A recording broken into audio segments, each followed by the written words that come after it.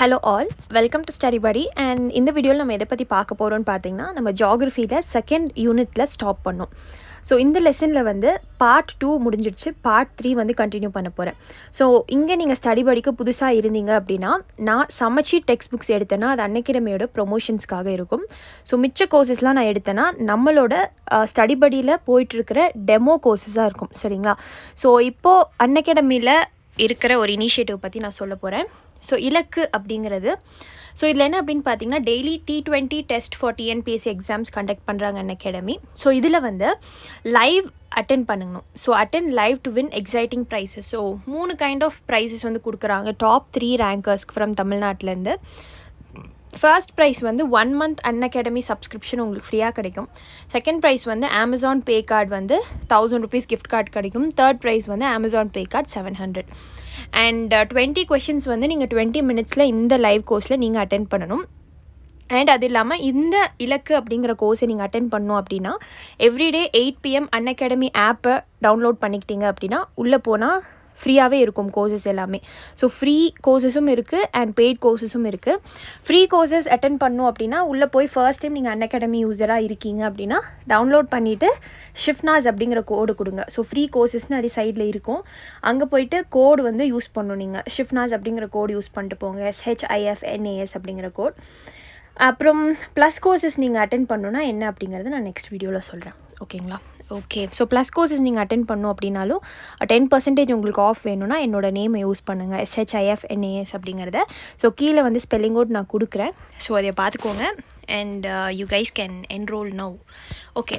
So last வீடியோவில் Atlantic ஓஷனில் stop பண்ணேன், கரெக்டாக? ஓகே, இப்போ இதில் பார்த்துருவோம். ஸோ இதில் என்ன சொல்கிறாங்கன்னா, Atlantic ocean is the second largest ocean on earth. So Pacific Ocean first in பார்த்தோம், Atlantic Ocean second. It covers 1/6 of the earth's total area and 1/6 அப்படின்னா மிச்ச பார்ட்லாம் வந்து மிச்ச லேண்ட் அண்ட் சீஸாக இருக்கும். ஸோ இந்த 1/6 வந்து அட்லாண்டிக் ஓஷன் இருக்குது. அண்ட் 85.13 million square kilometers வந்து it is spreading. So it is bounded by North America, South America. So Atlantic ocean வந்து இங்கே நார்த் அமெரிக்கா இருக்கும், இங்கே சவுத் அமெரிக்கா இருக்கும். இல்லை ரைட் சைடில் பார்த்தீங்கன்னா யூரோப் அண்ட் கீழே வந்து ஆஃப்ரிக்கா இருக்கும். ஸோ இந்த மாதிரி எஸ் ஷேப்பில் இருக்கும். ஓகேங்களா? ஸோ அந்த மேப் உங்களுக்கு நான் காட்டுறேன். And so like the Pacific, it stretches from the Arctic Ocean. So Pacific எப்படி பார்த்தோமோ அதே மாதிரி இதுவும் வந்து லைக் Pacific மாதிரியே மேலே Arctic Ocean in the north to the Southern Ocean in the south அப்படி ஸ்ப்ரெட் ஆகும். So shape of the Atlantic Ocean பார்த்தீங்கன்னா எஸ் ஷேப்பில் இருக்கும். ஸோ அதையும் நான் காட்டிடுறேன். ஸோ இங்கே பார்த்தீங்கன்னா இந்த மாதிரி தான் இருக்கும். ஸோ இதுதான் எஸ் ஷேப். சரிங்களா?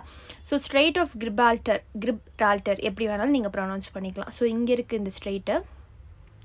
கடைசியில் இந்த வீடியோ முடிச்சக்கப்புறம் ஸ்ட்ரெயிட்டு இஸ்துமஸ் இதெல்லாம் என்ன அப்படிங்கிறத நான் எக்ஸ்பிளைன் பண்ணுறேன். ஏன்னா ஃபர்ஸ்ட் டைம் நீங்கள் படிக்கிறதா இருந்தீங்கன்னா உங்களுக்கு இதெல்லாம் புரியாது, அதுங்காட்டி தான்.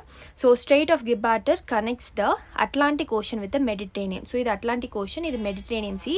ஸோ வருஷம் வந்து TNPSCயாக இருக்கட்டும், UPSCயாக இருக்கட்டும், ஒரு கொஷின் வந்து டெஃபினட்டாக நீங்கள் மெடிட்ரேனியன் சுற்றியும் மெடிட்ரேனியன் சரௌண்டிங்கும் உள்ளே இருக்கிற ஏரியாவிலேருந்து கண்டிப்பாக ஒரு கொஷின் நீங்கள் எதிர்பார்க்கலாம். சரிங்களா?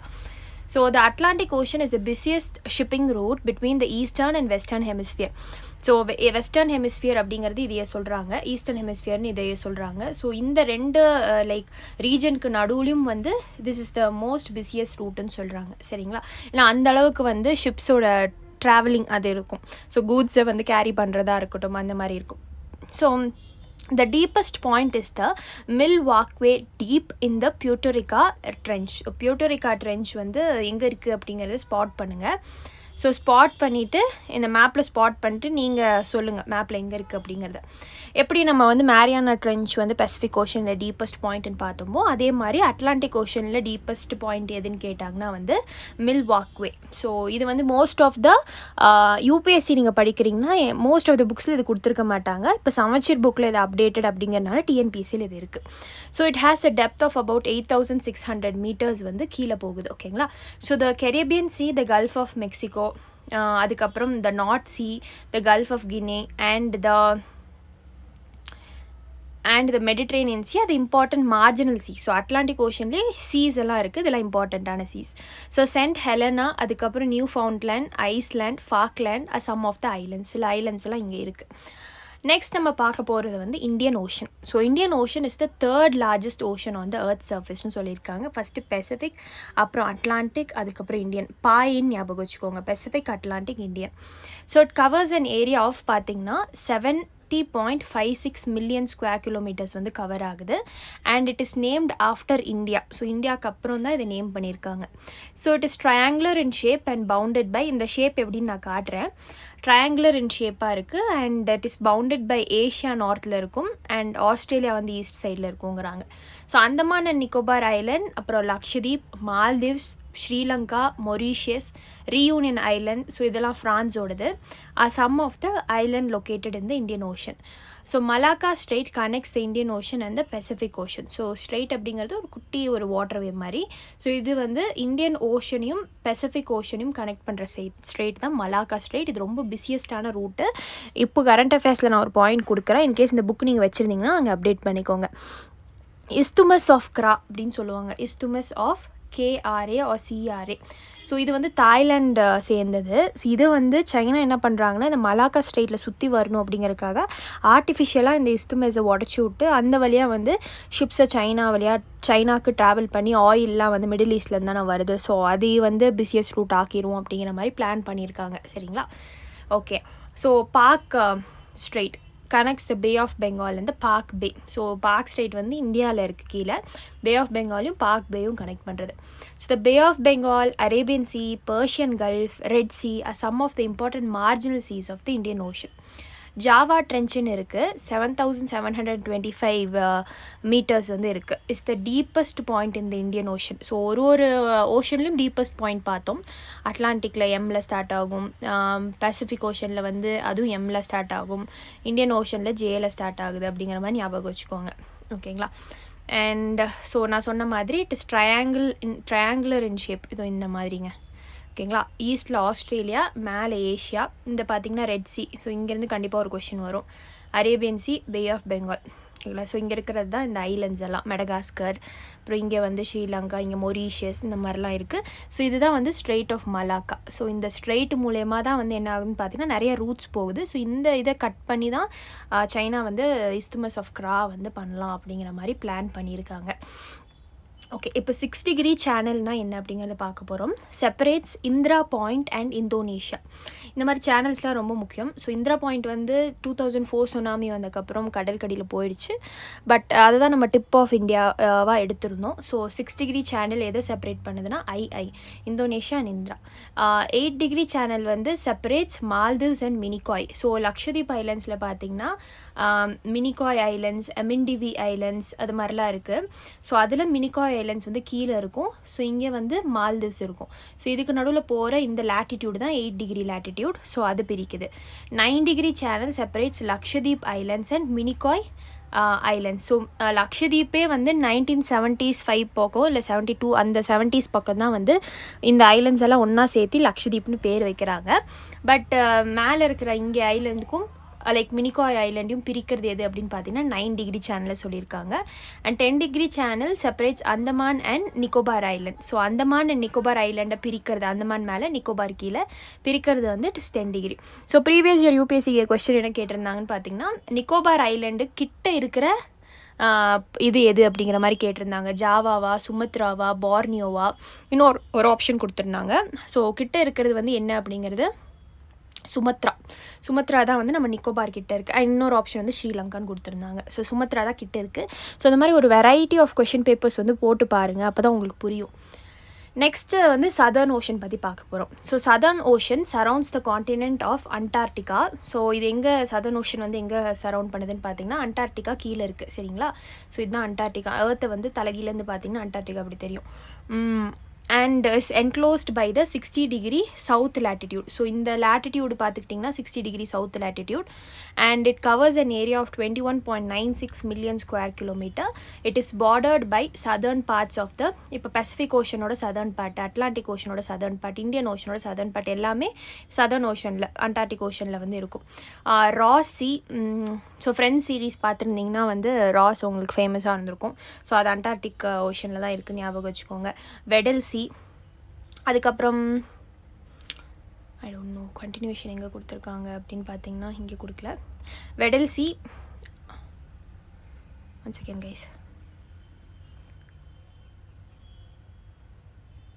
and the Davis Sea are the marginal seas of the ocean. So எல்லாத்துக்கும் marginal sea. ஸோ இதில் வந்து ராஸ், வெடல், அதுக்கப்புறம் Davis. So farewell Island, Bowman Island, Hurst Island are some of the islands. இங்கே இருக்கிற ஐலண்ட்ஸ் வந்து இதெல்லாம். So the water in the ocean is very cold. உங்களுக்கே தெரியும், ஏன்னா அது ரொம்ப சதர்னாக இருக்கிறதுனால ரொம்ப கோல்டாக இருக்கும். Much of it is covered by sea ஐஸில் வந்து சரவுண்ட் ஆகிருக்கும்.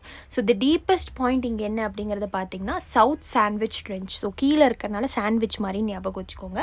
ஸோ இந்த ட்ரென்ச் தான் வந்து டீப்பஸ்ட் பாயிண்ட்டு. எங்கே அப்படின்னா நம்மளோட சதர்ன் ஓஷனில் 7235 மீட்டர்ஸ் வந்து கீழே இருக்குது. சரிங்களா? ஸோ கடைசியாக நம்ம பார்க்க போகிறது வந்து ஆர்டிக் ஓஷன் பற்றி பார்க்க போகிறோம். So the Arctic ocean is the smallest ocean. Okay, sorry.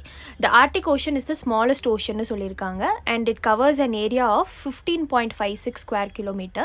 It lies within the Arctic Circle. So அந்த ஆர்டிக் சர்க்கிள் வந்து உங்களுக்கே தெரியும், லாட்டிடியூடில் படிச்சிருப்பீங்க, 66.5 டிகிரி நார்த், 66.5 டிகிரி சவுத்துன்னு. ஸோ அந்த சர்க்கிள்குள்ளே தான் ஆர்டிக் சர்க்கிள்குள்ளே தான் ஆர்டிக் ஓஷனே இருக்குது. It remains frozen most of the year, ஃப்ரோசனாக தான் இருக்குது. The Norwegian sea, Greenland sea, அதுக்கப்புறம் ஈஸ்ட் சைபீரியன் சி, அதுக்கப்புறம் Barents sea are some of the marginal seas இந்த ஓஷனில் இருக்கிறது. அப்புறம் கிரீன்லேண்ட், அப்புறம் நியூ சைபீரியன் ஐலண்ட், அப்புறம் நொவாயா ஜெம்லியா. ஸோ ஜெம்லியா, அதுக்கப்புறம் இங்கே ஆர்டிக் ஓஷன் இங்கே இருக்க பாருங்கள், இதுதான் Arctic ocean. Novaya Zemlya islands தான் இருக்கிற சம் ஆஃப் த ஐலண்ட்ஸ் இந்த ஓஷனில்.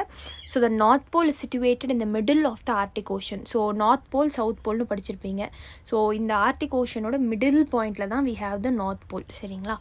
ஓகே, அடுத்து the Eurasian basin is the deepest பேசன்னு சொல்லுவாங்க பாயிண்ட் இந்த ஆர்டிக் ஓஷன். ஸோ ஆர்டிக் ஓஷனில் டீப்பஸ்ட் பாயிண்ட் எதுன்னு கேட்டாங்கன்னா it is Eurasian basin, which is about 5449 metres in depth. So எல்லாத்துக்குமே ஞாபகம் வச்சுக்கோங்க, Pacific, Atlantic, Indian, Antarctic, Arctic, இதில் எல்லாத்துலேயுமே வந்து டீப்பஸ்ட் பாயிண்ட் எது அப்படிங்கிறத ஞாபகம் வச்சுக்கோங்க. சரிங்களா? Okay, fine. ஓகே, இப்போ நம்ம நெக்ஸ்ட் பார்ப்போம். ஸோ ரேப்பப் அப்படிங்கிறத இங்கே ரீட் பண்ணி பார்த்துக்கோங்க. ரேப்பப்பில் என்ன சொல்லியிருக்காங்க அப்படிங்கிற மாதிரி. உங்களுக்கு நான் வந்து ஸ்ட்ரெயிட்னா என்ன, ஐலாண்ட்னா என்ன அப்படிங்கிற மாதிரி சொல்லணுன்ட்டு இருந்தேன். ஸோ இங்கே வந்து இந்த எரேசர் ஏன் வந்து இவ்வளோ குட்டியாக அழிக்குதுன்னு எனக்கு தெரியல, but I'm sorry, please forgive me.